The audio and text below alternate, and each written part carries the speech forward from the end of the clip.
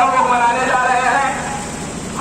भारतीय किसान सेना लोकतांत्रिक पार्टी के राष्ट्रीय अध्यक्ष और इनको कह दीजिए कि बाबूलाल नारायण जी के छाया पत्नी है।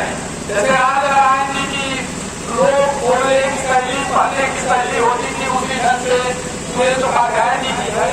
और अभी आप लोगों ने देखा, तमाम लोगों ने अपने विचार दिया, लेकिन अभी पुण्यतिथि की आत्मा की पुकार देखिए कि सरकार को इस आत्मा की पुकार शुरू करके और वीरपुर में रेलवे के ऊपर ओवरब्रिज बनाने का कार्य करना पड़ा। खाई ऐसा गांव है, खाई 5 जगहों से जुड़ा हुआ गांव है। इधर जाइए तो आप धुंधा चले जाइए, इधर जाइए तो वीरपुर होते हुए आप नदी के किनारे निकल जाए मेजा मार्ग, इधर चले जाए आप तो देवरी होते हुए मेजा रोड मिर्जापुर चले जाए, पश्चिम तरफ जाए तो बरसा होते इलाहाबाद चले जाए और सीधे जाए तो वीरपुर होते हुए चला जाए। बहुत बड़ा ऐतिहासिक गाँव है।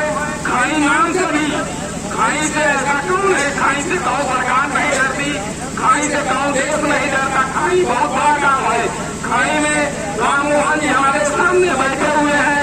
जितना एक बैंक काम करता है उतना एक खाई के ही रहने वाले एक बैंक के बराबर ही काम करते हैं। खाई पूरे जमुना पार में सबसे बड़ा पोस्ट ऑफिस है। खाई देखने के लिए तो आपको लगता है कि एक गाँव है, लेकिन इसी कारखाना के अंतर्गत मेरे ख्याल से कारखाना के 40% गाँव इस कारखाना के अंतर्गत आते हैं। खाई में बहुत ही ऐतिहासिक गाँव है और खाई का एक व्यक्ति संख्या कम रही हो, 25 रहे हो, लेकिन 25-2500 के बराबर है। हमारे जो सभी आए हुए हैं आधा दर्जन, 5,000 लोगों के बराबर है। हमारे जो पार्टी के नेता लोग आए हैं, ये भी 2,500 भीड़ 10,000 मानिए, 100-150 की भीड़ मत मानिए। अभी आप देखिए कि सुरेश जी ने बहुत काम किया है। ऐसे सुरेश जी की ही तरह मुलायम सिंह काम करते थे, राम नारायण जी काम करते थे, मायावती जी काम करती थी, बाबू चंद्रशेखर जी काम करते थे। सारा नेता इसी ढंग से काम करते थे। अगर आज मान लीजिए भविष्य में देश के प्रधानमंत्री या किसी पद में हो जाते हैं तो खाई का पूरा कारखाना आकर के यहाँ हजारों की संख्या नहीं बल्कि लाखों की संख्या में आपके वहां पे बैठेगा। इससे घबराने की जरूरत नहीं है।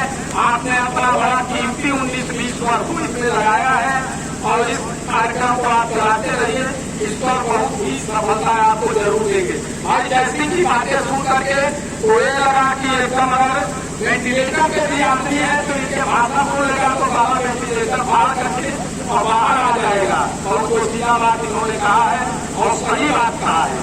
उसके बाद जी सुबह सही उस समय मेला के अध्यक्ष थे और बादल चटर्जी श्री अपने यहाँ के मीडियम से इन्होंने सही घटना बताया है।